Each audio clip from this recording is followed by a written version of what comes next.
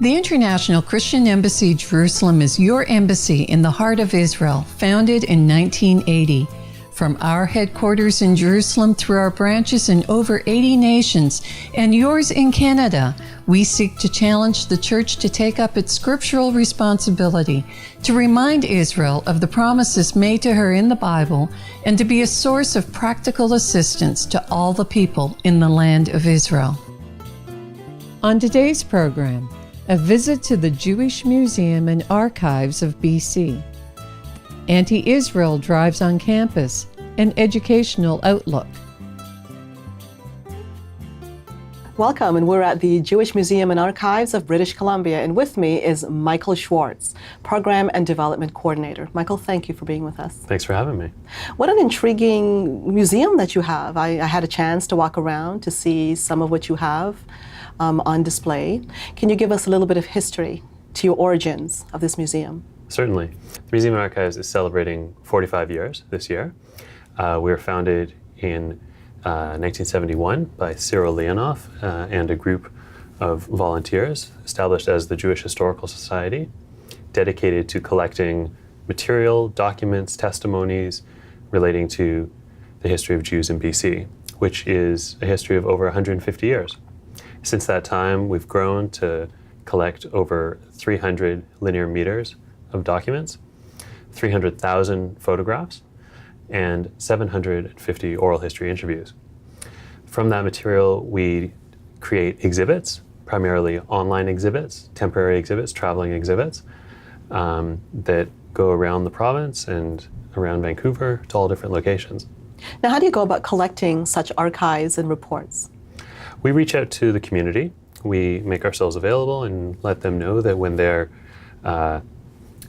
downsizing their offices or the grandparents are moving out of their homes into a condo, that they shouldn't throw anything away. They should give us a call and we'll come and help them sift through the boxes and collect all that material.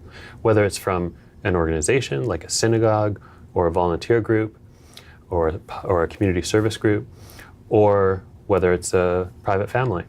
Any surprising finds? Surprising finds? It's a better question for our archivist. Okay. In going back since the foundation of your organization, what would you say are some of your proudest moments in terms of what you acquired and what the Jewish community has contributed to this province? Certainly. Two very big questions. Some of the greatest collections that we've collected, we have the photo archives of the Leonard Frank Photography Studio, which was run by Leonard Frank from early in the 20th century and passed on in the mid-century to Otto Landauer, another Jewish photographer. And between the two of them, we have almost a century worth of photographs documenting the early growth of Vancouver and BC, from the logging camps up on Vancouver Island around the turn of the century, through to the building of the Vancouver bridges and some of the early skyscrapers and buildings of the transformation of downtown through the mid-20th century. We have photographs pertaining to the construction of the Lionsgate Bridge and the Second Narrows Bridge, the Ironwork Memorial Bridge, really demonstrating the immense transformation of our city that's happened in a very, very short period of time. How interesting. Now, in terms of the contributions of the Jewish community to the province, as a community, what would you say some of those accomplishments have been? Certainly. As we were saying before, it's too many to number, really. But it's quite remarkable that a community that is really about 1% of the general population, both of Vancouver and more broadly of Canada, contributed in many impressive ways. We've had the second mayor of Vancouver, David Oppenheimer, was a member of the Jewish community, and he's well recognized as the father of Vancouver, laying down the sewers and the drinking water and establishing the fire department and much of the infrastructure that we take for granted today, building the roads, establishing ferries to Victoria and to Australia, and doing all of this with funding generated from selling city bonds in London and New York. We also have Judge Nathan Nemetz, who was a Court of Appeals justice in the 60s and 70s, maybe a little later, the 70s for sure. We also have contributions of people more directly to the community. Rabbi Nathan Bastinsky was a rabbi during the early days in the 40s or so, when the community was largely centered in the East End, which today we call Strathcona, a very mixed community of many ethnicities. And Rabbi Bastinsky acted as and was known as Mr. Jewish Community, was an ambassador to all the communities, provided translation services to the police of Slavic languages, reached out to youth from all the different ethnicities and provided counsel when they maybe weren't able to talk with their parents so readily, and really improved the fraternity between the different ethnicities in the region. Continuing on, we could talk about the contributions of National Council of Jewish Women, volunteer group, very active in the 60s, 70s, and 80s, who contributed to causes beyond the Jewish community, notably the trucks that would go around to elementary schools to test young children for their ability to hear. Often children who were misbehaving in school didn't have learning disabilities, they just couldn't hear very well. And so to be able to identify that at a very young age gives you the opportunity to do something about it. And that program was spearheaded by National Council, developed into a partnership with the province, and eventually the buses were sold to the province and expanded. And National Council went on to do other work. They sent books to orphanages in Hungary after the war, and support, and helped to rebuild devastated infrastructure there, and pioneered many projects locally and internationally, always with a social justice bent. Mm-hmm. The work of local architects, local modernist architects, was the focus of our recent exhibit online called New Ways of Living, focusing on the contributions of Cornelia Oberlander and her husband Peter Oberlander, both Order of Canada holders, who, as well as Wolfgang Gerson and Judah Schumacher, who together brought the modernist influence that was happening in America at the time and internationally, and pioneered a local BC style as contemporaries with Arthur Erickson, collaborating with him and with other pioneering architects here in Vancouver focused at UBC. Your community outreach is inspiring, and I'm looking at the sign that intrigued me when I came in. Without you, our history fades from view. You've given us an overview. Yeah. I'd like to know now some of the outreach programs that you're involved in. Yeah, as a small organization, outreach is essential to the work we do at the museum, both through our online exhibits and through our monthly speaker series, but also through walking tours that we lead through Strathcona, as I mentioned, the early heartland or heart community of the Jewish community here, as well as through Mountain View Cemetery. We lead tours there. All opportunities for anybody who's interested, really, to walk around and see the city through the eyes of those earlier communities, our community at an earlier stage. We also collaborate with other organizations. We're working with other museums in the region and other organizations, Jewish and non, to increase awareness about the sustained relationship between the Jewish community and the other communities in the city. Can you give us some examples of some of those? Yes. A good example of one of the recent partnerships we've done would be the Fred Schiffer exhibit that we put on last spring as part of the Capture Festival. Capture is an annual photography festival that takes over the city for the month of April. And last year we partnered with them to showcase selections from our Fred Schiffer collection. Fred Schiffer was a photographer who fled Vienna just prior to the war, spent 10 years living in England where he met his wife and had 2 children. They moved on to Argentina for 10 years where he his career blossomed as a photographer, taking pictures of politicians, actors, actresses, musicians, dancers. He really embedded himself in the cultural scene blossoming in Buenos Aires at the time. After 10 years there, the politics were a little unstable and the family moved to Vancouver. And here he picked up right where he left off and continued to take photographs of actors and actresses and people in the arts community, including visiting artists like Louis Armstrong, as well as local families, really. He did photographs for bar mitzvahs and graduations and weddings, as well as more artistic works. So last spring we did an exhibit focusing on this collection, and we showcased some of the best work from that collection. And the partnerships included working with Langara, the college, which has a tremendous photography program, which Schiffer actually helped to establish many years ago. We also partnered with a local gallery in Mount Pleasant called Make. They acted as the hosts. Capture helped us spread the word, and it was wonderful to be participating in exhibit in that festival.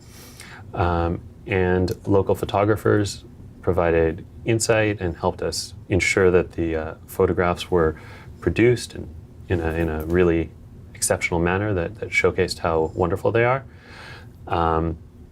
And a whole host of partners really helped us make it possible. Okay. Now, as program developer and coordinator, are you giving us any sneak peek about what you're working on now that excites you in the next upcoming year? Sure, yeah. Working on a series of events on the theme of food. Food, it's no secret, has always been a very important part of Jewish culture and an important part of all the cultures present in Vancouver and in Canada. So we're going to be looking at the way that food acts as a means of sustaining culture from one generation to another. The way that we learn about our history from spending time with our parents or our grandparents and learning the foods that they cook and why they cook those foods, how they cook those foods, and understanding the ways that the foods evolve as our families move from place to place, and different resources are available in different locations, and we have to adapt, which in the Jewish community certainly is very relevant, as many of our families have come here to Vancouver by way of a very circuitous route, passing through many different countries. So we're going to be looking at that, and again, changes happen with intermarriage, where 2 cultures are suddenly part of the same family, and how do the foods become hybridized, or how are compromises made to celebrate both heritages, or all the multiplicity of heritages. Well, we're just very excited for it. Well, I'm excited listening to it. Yeah, and Michael, I'd like to thank you so much for joining us, and I want to congratulate you and wish you the best in all of your ongoing fascinating work and efforts. Thank you very much. Thank you. It's a pleasure being here. For behold, in those days and at that time, when I restore the fortunes of Judah and Jerusalem, I will gather all the nations and bring them down to the valley of Jehoshaphat, and I will enter into judgment with them there, on behalf of my people and my heritage Israel, because they have scattered them among the nations and have divided up my land. Welcome to our panel discussion. We're talking about anti-Israel drives on campus. Now we're taking an educational inside look. We're asking questions like, who's behind it? What are some of the responses that we're getting to it, for example, from the administration? Our guests, Bill Smythe, Marion Walters, and Bob Mayton. Now, Bill, I'm going to start with you. what's often presented, these anti-Israel drives, it's presented as a free speech issue on campus. You've got the Israel apartheid week going on, the boycotts and divestments, and it's being presented as we have every right to express how we feel about how the Palestinian people are being treated. This is free speech. But when one stands back and looks at the situation, who, first of all, is really behind this? Because it's being presented as a social justice issue. But let's dig deeper. Who's behind this? Well, I think perhaps it begins with the Muslim groups on campus who have an agenda. Their agenda is, in general, the removal of the State of Israel. Okay, I'm going to back you up here Yeah. on removal of the State of Israel, because people here in our society, a Muslim group, destroying the State of Israel. How did you get from there to there? But I want people to understand exactly where you're coming from. Now, you're referring to the Muslim Student Associations, the Palestinian Solidarity Networks, and just give a very brief background. They are linked to the Muslim Brotherhood, that's established. Yes. They gave rise to the Islamic Society of North America, not the other way around, and they are aggressive groups on campus, and you're indicating the agenda now.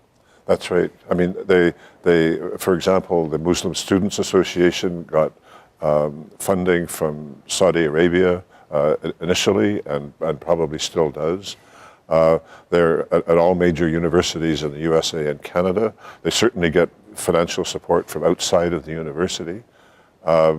They are, and the Students for Justice in Palestine have, in the last few years, been involved in all sorts of illegal activities in universities, including, in particular, the denial of free speech to those who want to come on campus and give another point of view. Okay. And these events, as we do create, at that time particularly, a lot of anti-Jew behavior, a lot of discrimination.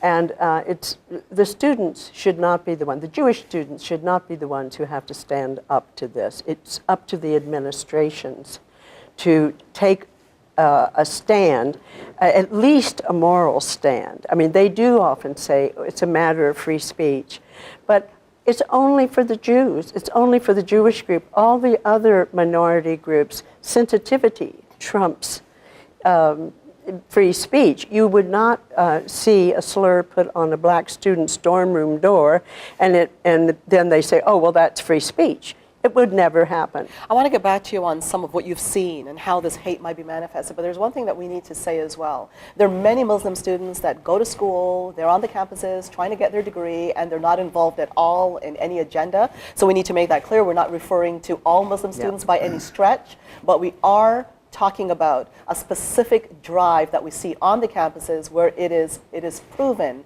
that there are links to the Muslim Brotherhood. This is the kind of issue that we're dealing with here.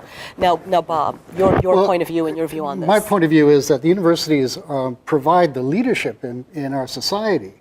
And when these things happen in the universities, it filters out and permeates the rest of the society. And there is a growth of anti-Semitism, what some people call Jew hatred, in society right now. And the universities are teaching paradigms and theories which are very problematic. For example, postmodernism, which divides the world into oppressors and the oppressed, and blames Western civilization for most of the ills of the world, and says that the rest of the world is the victim of this and are oppressed by this.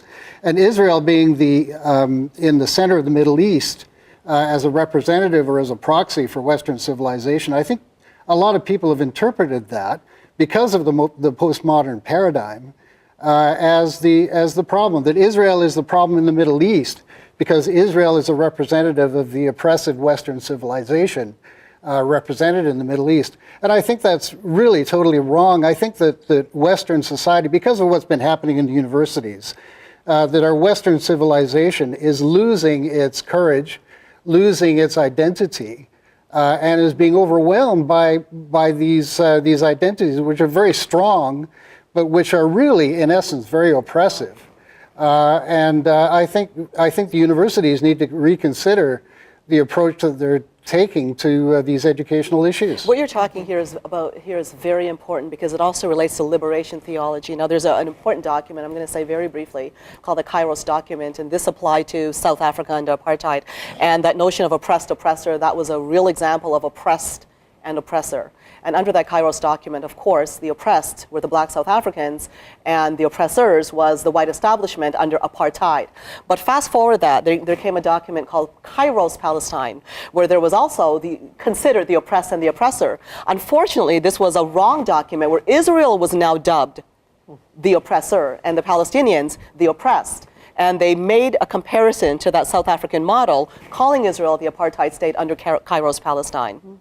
So this is something that is very important, what you're saying about this. And it's operational in the churches, Bob. It is. Very much, because you've got someone that's oppressed, you've got an oppressor, and Christians are caring. So they buy into this without questioning. And you've raised, Christine, another issue, which is you mentioned the word how you feel is so important. This is another aspect of postmodernism. Rational argument is not really considered to be very important. It's how you feel about things, and a lot of these groups, they don't want to engage in debate. They don't want to win an argument. What they want to do is end the debate. And so you see a lot of demonstrations where they prevent people from going into meetings where speakers that they disagree with are speaking, or they'll take over the meeting with chanting and prevent people from hearing. This is oppositional to free speech, and is in itself oppressive. And this starts in the universities. And I think it's really problematic. I think, as you've said, the administrations need to take care of this. Yes, we're running out of time, so I'd like the two of you, if you will, to give us some examples very quickly on what the Jewish students are facing on the campus. Well, I mean, there's a lot in the press. At McMaster is the only place that I've seen it, and one of the things is they do dance around with the slogan, Palestine will be free should be free from the river to the sea. But there are slogans painted on their doors. They're, some cases have actually been pushed or assaulted, spit upon from a balcony in the student center. I mean, they're not usually life-threatening events. Checkpoints set up, but these things make the news? Yes, I have heard of that, certainly heard of that. But there was a recent event at the University of California. The Board of Regents there has come out with a statement. It took a long time to get there, but it recognizes that there's anti-Semitism on the campus, that it's discrimination just like racism or sexism, and furthermore, and the most important thing, it formally acknowledges that there's blatant anti-Semitism within anti-Zionism, and that anti-Zionism incites Jew hate. Now, we're pretty much out of time here, so I'm going to put this last question to you, and it's a big question, so I'm asking you if you can answer it as short as possible. This issue about, it's free speech. There's something called the new anti-Semitism that says, it criticizes the state of Israel, and the defense is, well, we can criticize the state of Israel, but it goes beyond that, and I'd like you to finish up by discussing this issue about new anti-Semitism quickly and why these drives are a problem. Well, I mean, I think Bob put it very well. It's perfectly all right if you suppress the free speech of people that you choose to look at as being victims. But the university seems to, and the university seems to go along with that. Certainly at McMaster University, we have tried to interest the administration in adopting a policy that would deal with anti-Semitism on campus in conjunction with the report that came out several years ago on this subject from the Canadian Parliament, and there was no interest at all. We also tried to interest the Council of Ontario Universities in taking a stand on this, and we got a one-sentence response to our detailed letter to them. So it's a real difficulty, but I think Bob is correct that the university is at the heart of it. If the university will not at least take a stand on these matters, then the situation will just go on and will get worse. It comes down to Israel's right to exist.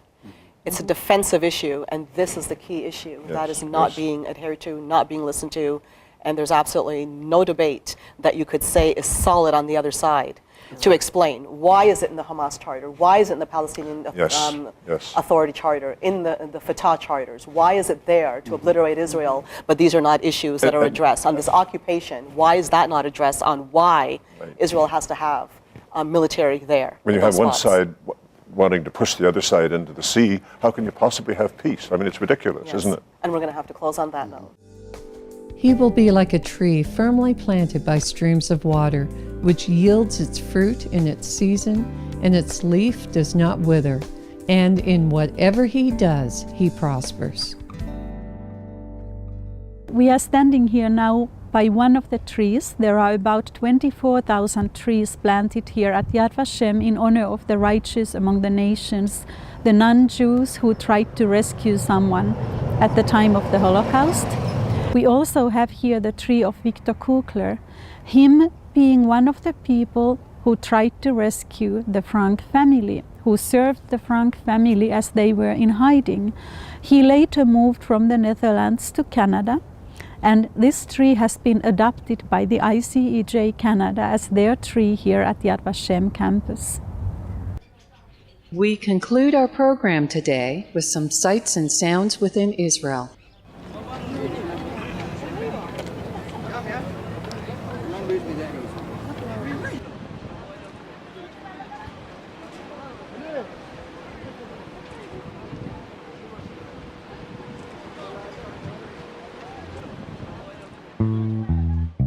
Thank you for joining us today, and be sure to visit our website at www.icejcanada.tv or call us at 1-866-324-9133. 100% of what we receive from you toward a project goes to that designation. Through your contribution to ICEJ Canada, you can participate by giving to Haifa Home for Holocaust Survivors, Women at Risk, Red Carpet Project, Operation Life Shield, Bomb-Proof Shelters, Shoulder to Shoulder, Alias Support, Bet Singer Children's Home, Israel in Crisis, ICEJ Communication Media Fund, Christian Friends of Yad Vashem, Magen David Adam Emergency Services, Canada Israel Young Adult Scholarship, Equip and Teach, Bet Rachel Strauss Inclusive Community, Gift Estate and Securities Funds.